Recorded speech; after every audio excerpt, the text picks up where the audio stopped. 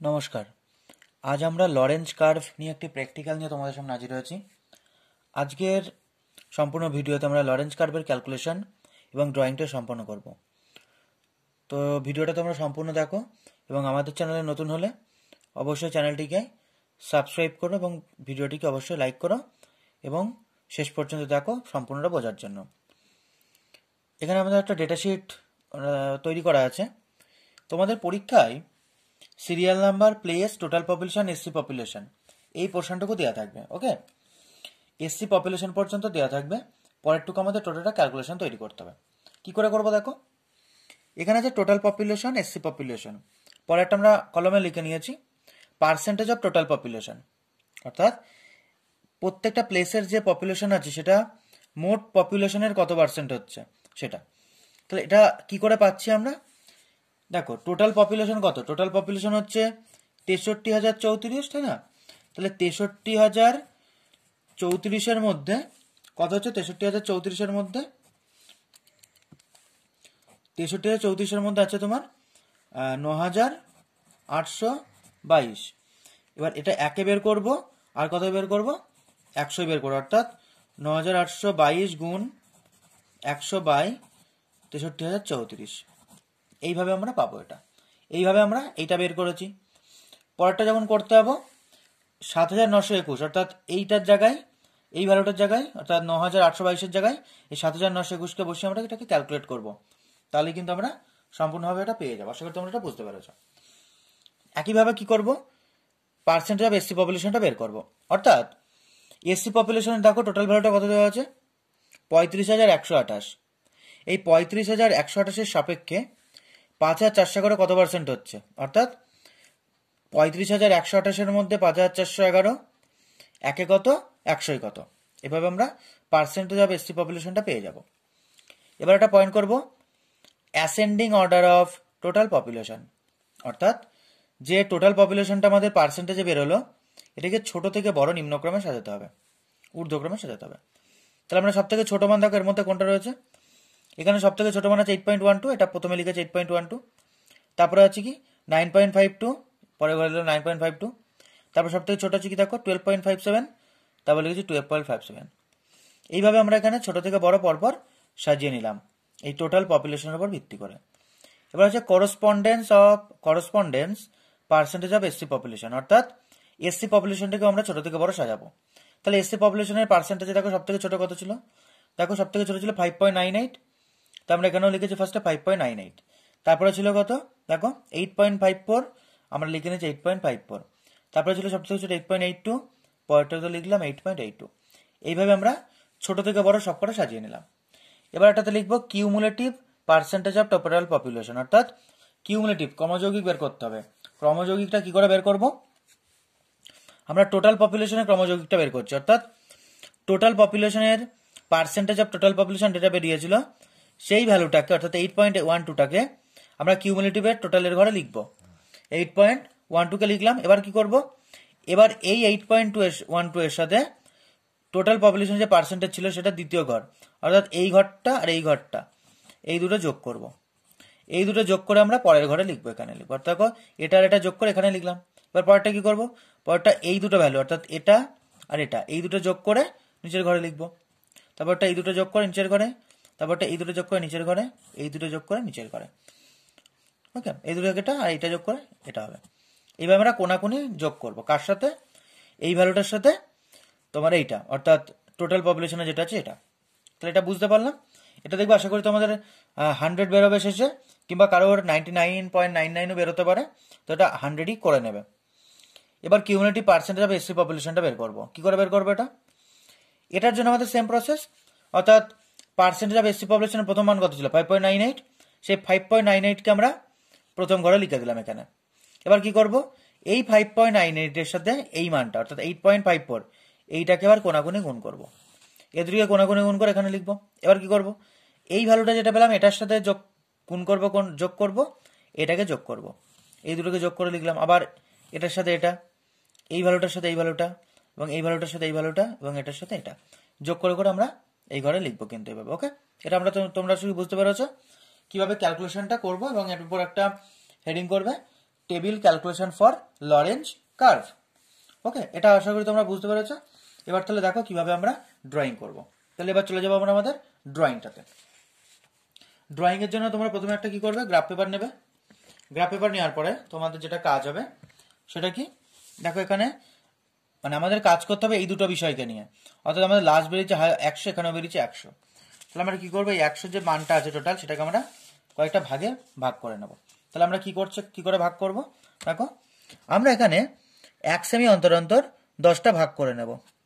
ওকে, 1 semi অন্তর অন্তর আমরা কি করব, এখানে 10টা ভাগ করে নেব। ওকে, 10টা ভাগ করে নিলাম আমরা এখানে। এবার এখানেও কি করব, 1 সেমি অন্তর অন্তর 10টা পয়েন্ট করে নিচ্ছি। ওকে, এই দুটো পয়েন্ট করলাম। এবার আমরা কি করব, প্রত্যেকটা নাম দেবো। অর্থাৎ এটার নাম দাও 0, এটা 10, 20, 10 করে করে বাড়বে, এটা 40, 50, 60, 1 সেন্টিমিটার অন্তর অন্তর কিন্তু এটা বাড়বে।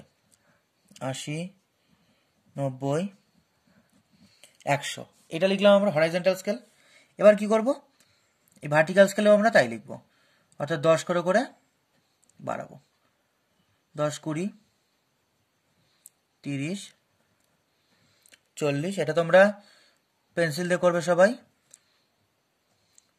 প্র্যাকটিক্যালের অংশে, প্র্যাকটিক্যালে কখনোই কোনোটাতে পেন দেবে না, কারণ ভুলের সম্ভাবনা অনেক ক্ষেত্রে হয়ে যায়।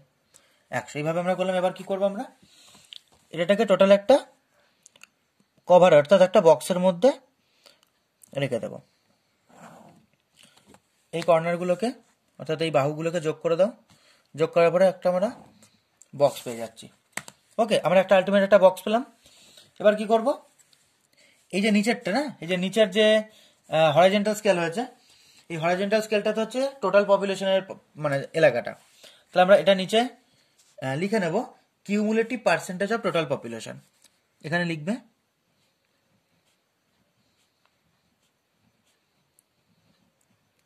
কিউমুলেটিভ, পার্সেন্টটা চিহ্ন দেবে না, কথাই লিখবে percentage of total population. Okay, এটা তো আমাদের টোটাল পপুলেশনের ঘর হলো। আর এটা কি হবে, এসসি পপুলেশনের ঘরটা।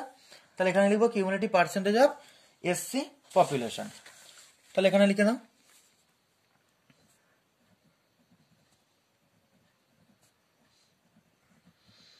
কিউমুলেটিভ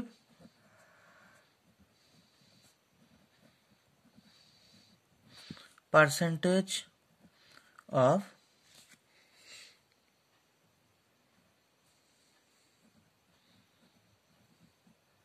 schedule caste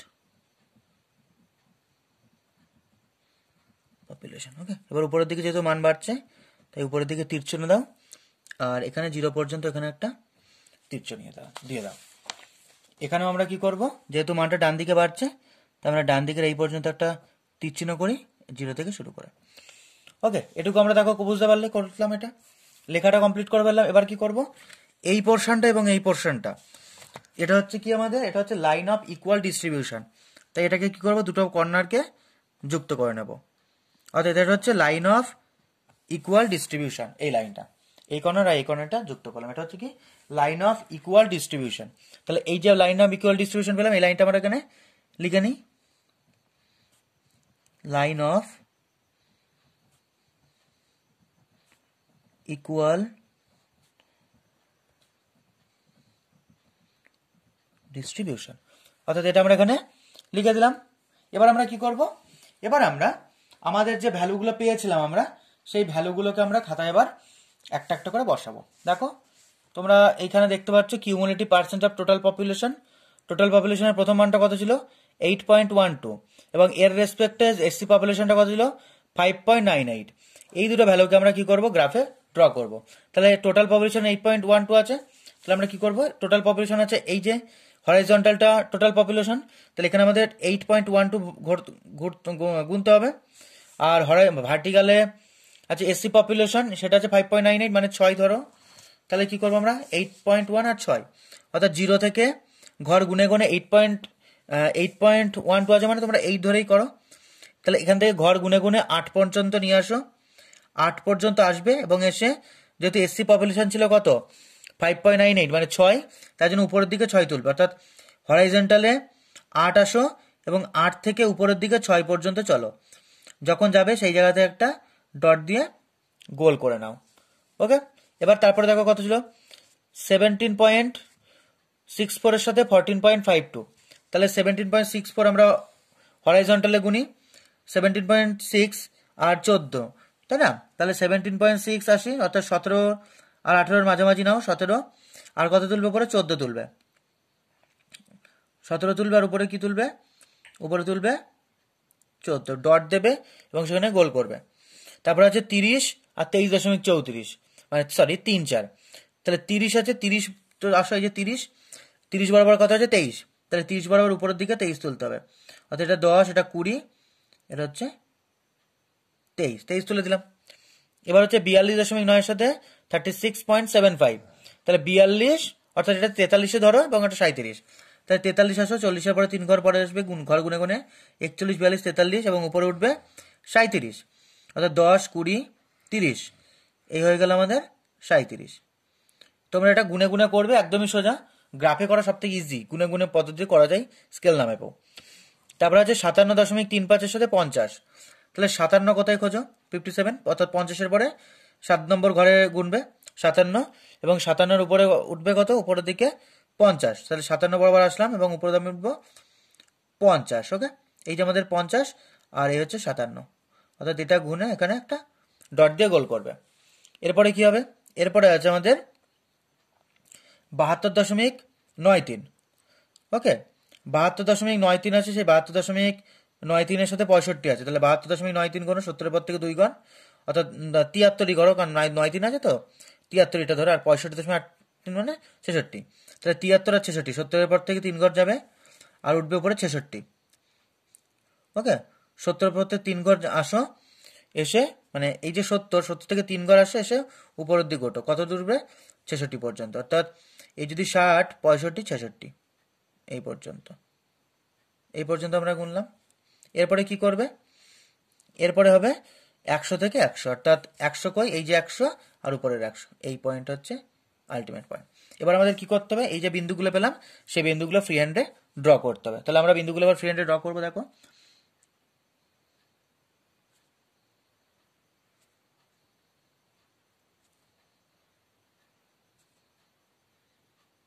এটা ফ্রি হ্যান্ডে ড্র করবে সঠিকভাবে।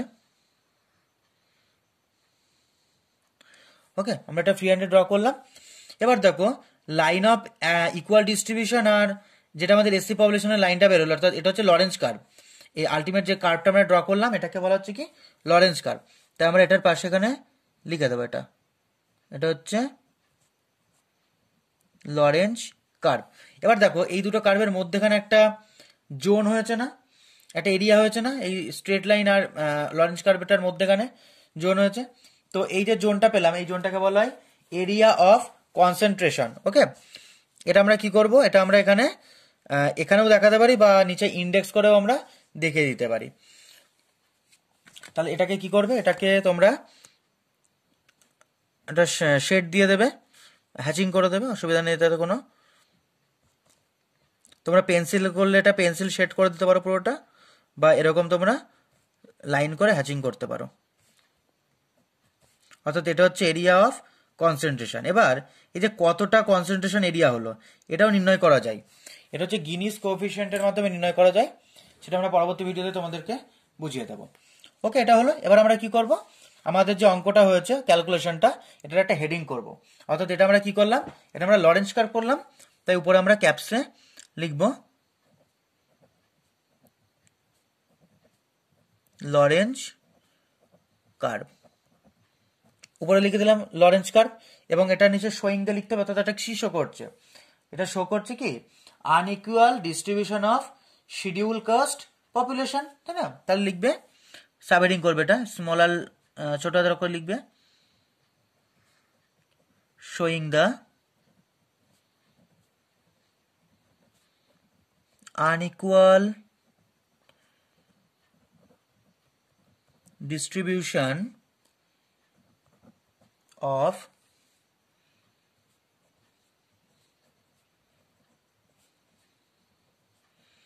schedule caste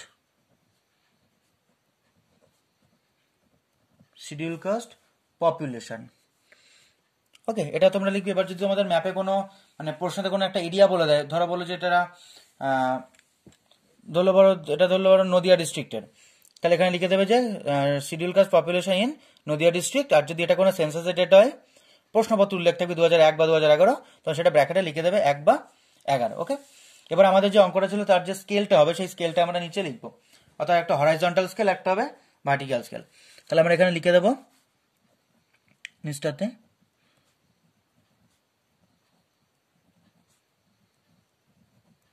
হরাইজন্টাল স্কেল, অর্থাৎ নিচেরটা কত ধরেছিলাম আমরা 1 সেমি, সর্বসম 10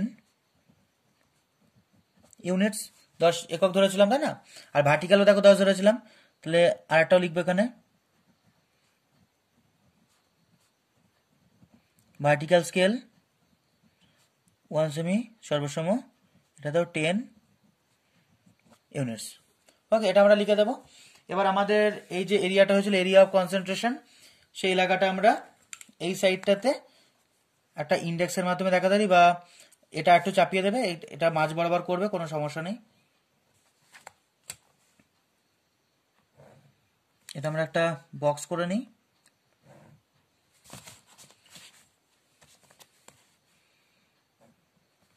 একটা বক্স করে নাও, দিয়ে এখানে উপরে লিখবে ইন্ডেক্স বলে লিখে নেবে পরে। ওকে, ইন্ডেক্স বলে লেখা হলো। এবার নিচে অর্থাৎ বক্স করো, অর্থাৎ যেটা তুমি দেখাতে চাইছো সেটাকে তোমরা এখানে দেখাবে, অর্থাৎ এখানে বক্সটা করে দাও। বক্স করে যে আমরা এখানে একটা হ্যাচিং দিয়েছিলাম, সেট করেছিলাম, সেই চিহ্নটা তোমরা এখানে দিয়ে দাও। দিয়ে দিলে এই যে চিহ্নটা দিয়ে দিলাম আমরা। এবার এটা কি ছিল? Area of concentration. এবার এটা এখানে লেখো এরিয়া অফ